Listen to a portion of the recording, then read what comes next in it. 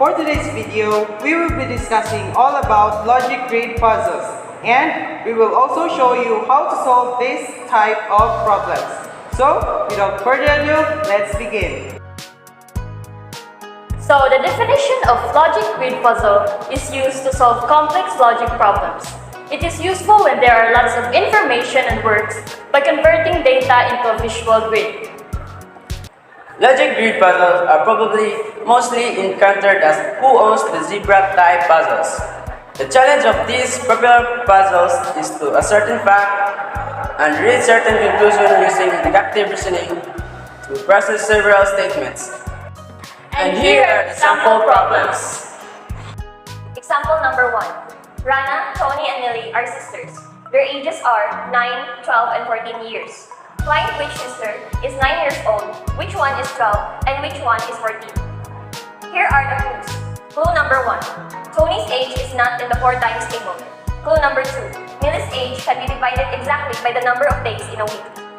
To solve for problem number 1, we first need to construct the elimination grid. This is how we make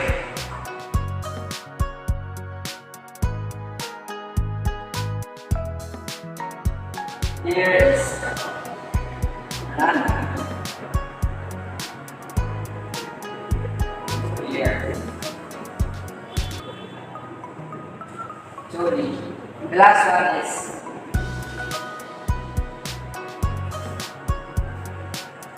Millie.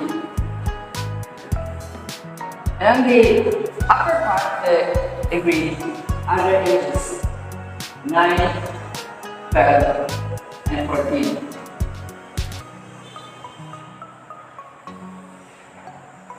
So this is how we make the elimination grid. And to solve for this, we need to read the clue. First, Tony's age is not in the 4 times table. So as you can see here, 9, 12, and 14. 9 is which is not the 4 times table, and also 14 is not the 4 times table. So as you can see, 12 here is 4 times table. So which is Tony is that 12-year-old kid. And then the second clue, Millie's age can be divided exactly by the number of days in a week. As you know, in a week there are 7 days. So 9 is not the Millie's age. Also 12 is not the Millie's age since 14 can only be divided by the number of days in a week.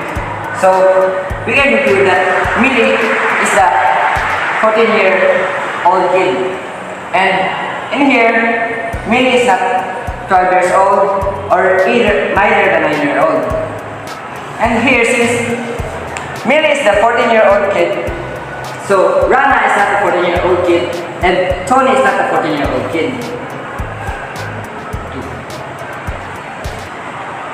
And in Tony's slide, there's a missing box, which we will say that Tony is the 9-year-old kid.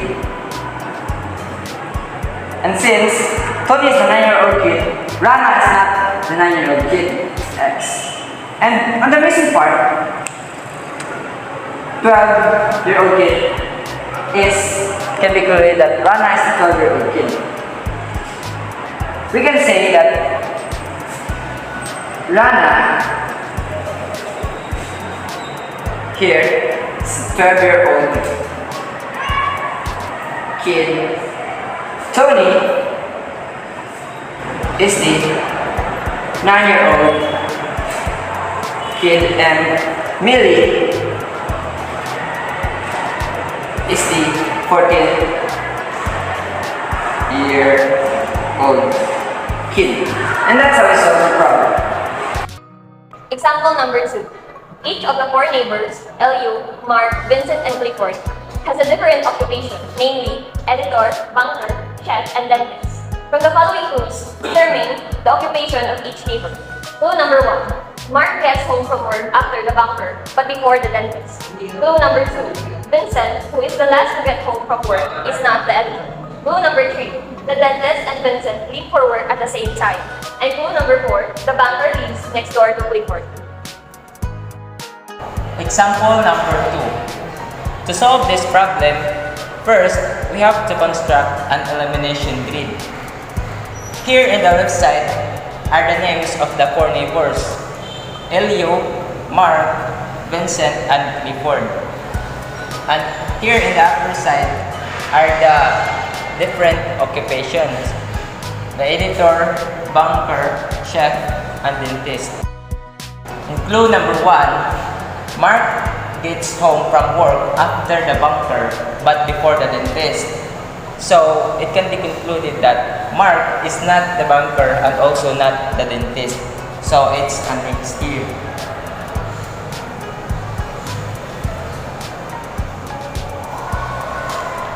And in clue number 2, Vincent, who is the last to get home from work, is not the editor.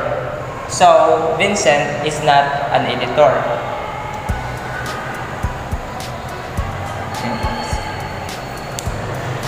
Since Vincent is the last to get home from work, basing from clue number 1, Mark gets home from work after the banker, we can conclude that the banker is not the last one to get home. So Vincent is not the banker. So it's an X here.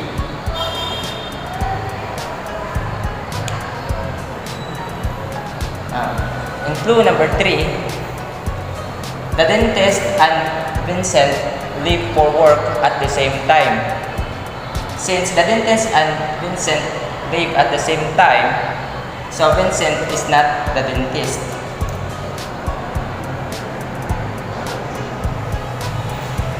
Since Vincent is not the banker, the editor, and the dentist, so therefore he is the chef.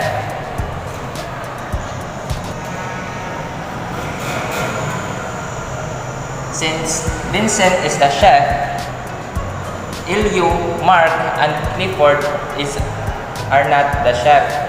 So it's an X here. And here.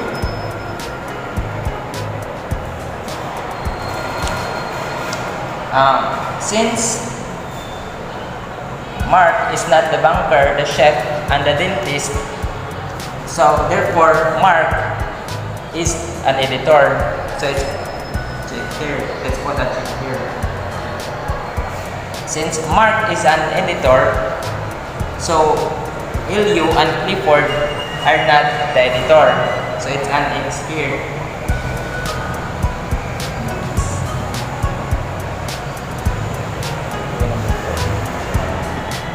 And here in the last clue, the banker lives next door to Clifford. So, Clifford is not the banker since the banker lives next to him. So, it's an X here. Since Clifford is not the banker, the editor, and the chef, so we can conclude that Clifford is the dentist.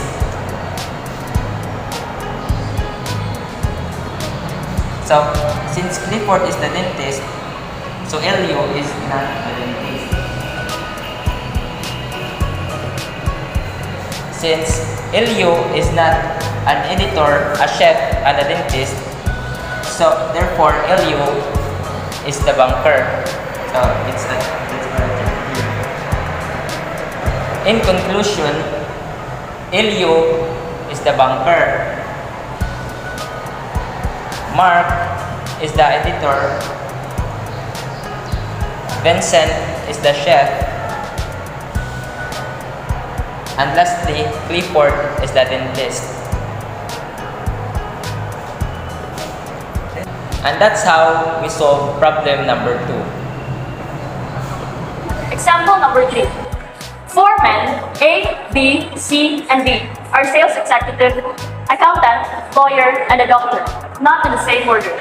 They are accompanied by their children P, Q, R, and S, not in the same order, of which 2 are boys and 2 are girls, to a magic show. Each person is with a child. So here are the clues. Clue number 1. D and B came with their sons, and none of them is sales executive or a doctor. Clue number 2. P is not the doctor's daughter. Number 3. Q is not B's son. Number 4. R's father is not an accountant. And number 5. S is not C's daughter. So, to solve for example number 3, this is how we do it. From the sentence, we can see that there are 2 girls and 2 boys. Which means, in clue number 1, D and B came with their sons. That means, D and B is the father of the sons. So since D and B are the father of the sons, which means A's children is her daughter, and C's children is also his daughter. His daughter, what I mean. So D and B came with their sons, and none of them is sales executive or a doctor. Which means D and B with their sons is not the sales executive based from the first clue. It's not the sales executive and also not the doctor. So based from the first clue, they are not sales executive and not the doctor. From the second clue, P is not the doctor's daughter. So which means P is a daughter. So if P is a daughter, that means P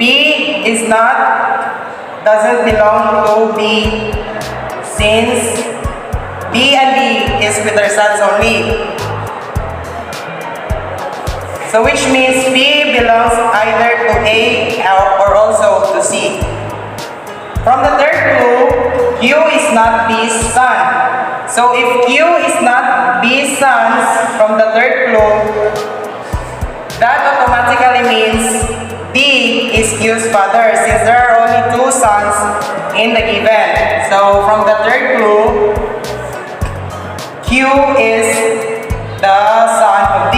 If Q's father is already D, that means C and A is not his father.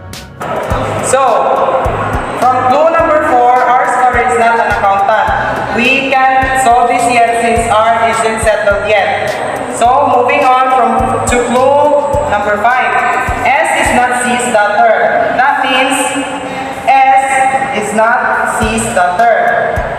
From clue number 5, S is not C's daughter.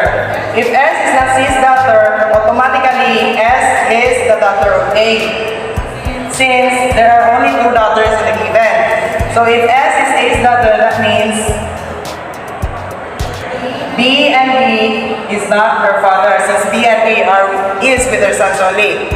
So from here we can see a gap, which means R is B's son. From clue number 5, we can see that we can conclude that R is B's son. So if R is B's son, so that means A is not his father, C is not his father, and D is not his father. And from here we can also see another gap, which means that it's either A and C is B's father. And so from here, we can, since S is already A's daughter, which means B is not A's daughter, based from the same clue.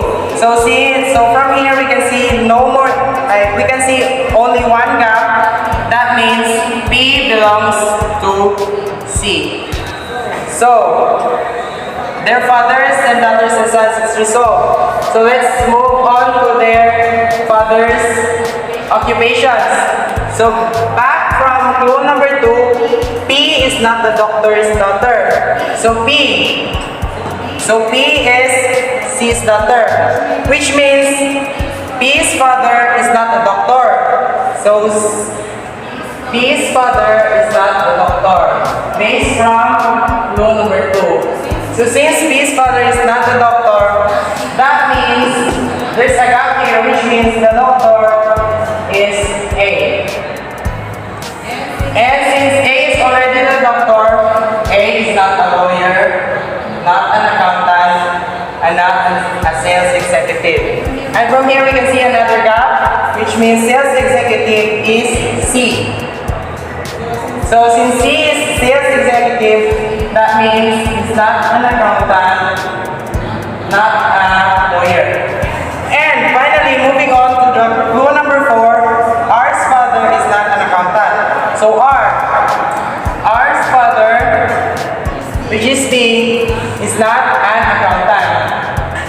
From clue number 4, which means there's a gap here which says R's father is a lawyer.